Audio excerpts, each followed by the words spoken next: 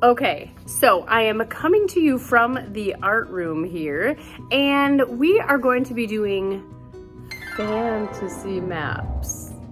Yeah, these are super fun and they deal a lot with organic shapes and different types of lines. So let's get going into the project.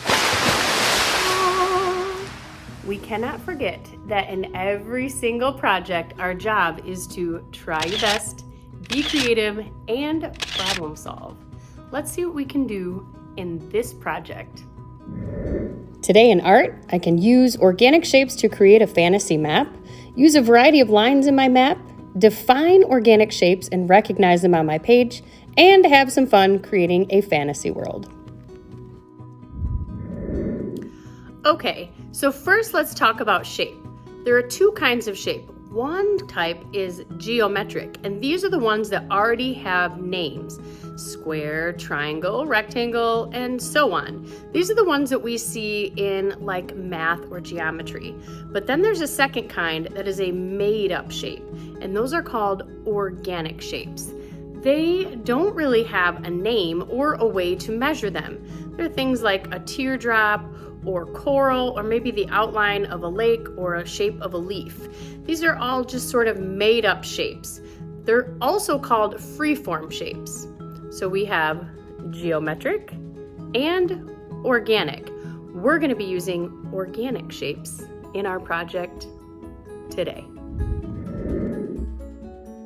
This is my favorite part. Spill some beans and rice or whatever you have onto the page and just begin outlining. Look at all those weird, fun, organic shapes that are coming out of that page. They are made up shapes. I cannot wait to see what this looks like when we clear the page. Okay, so I cleared off some rice and beans and put a little bit more on so I could trace this shape to get some territories. Yeah, I just kind of repeated and did the same thing all throughout that big organic world shape. But then I wanted to add a lake, so I added just a little pile in the center and traced that as well. Next up is the fun part.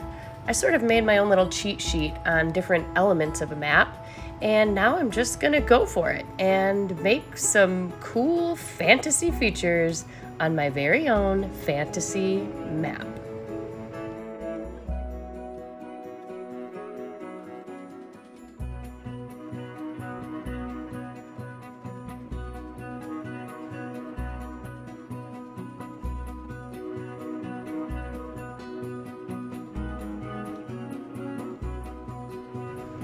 This is where your creativity gets to run wild. You can have hill houses and mountains and alien sea creatures if you like. Forests, anything that comes to mind, go ahead and add it to your map.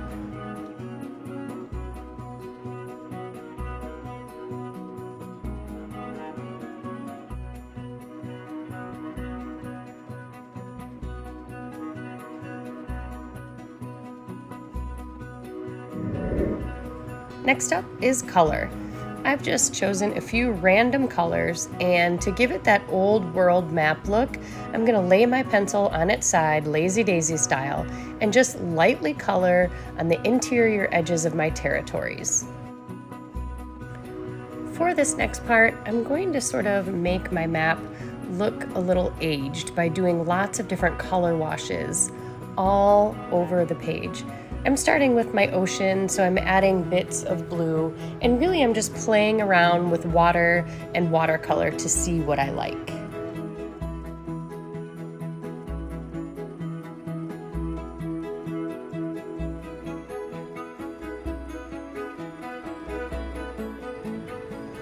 To give it that old world stained look, I am just using up this sort of dirty part of my color palette and putting on some browns and earth tones all over my land page. I'll also, because my paper is brown, add a little bit of yellow here and there to sort of make it look like a yellowing page. Now this next part is very fun but can get out of hand very quickly.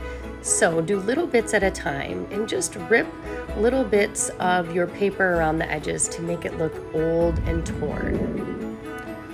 Once your paper is dry, then you can go in and see where it needs a little more boost of color here and there, and just have fun coloring the elements of your map. After it was all colored in, I noticed that my map really needed some more oomph to it.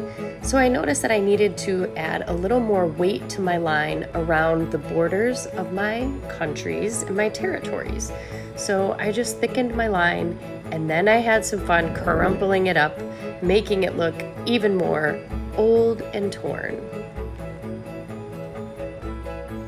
Give it a little tri-fold like an authentic map, and magically, there you have it, a fantasy map.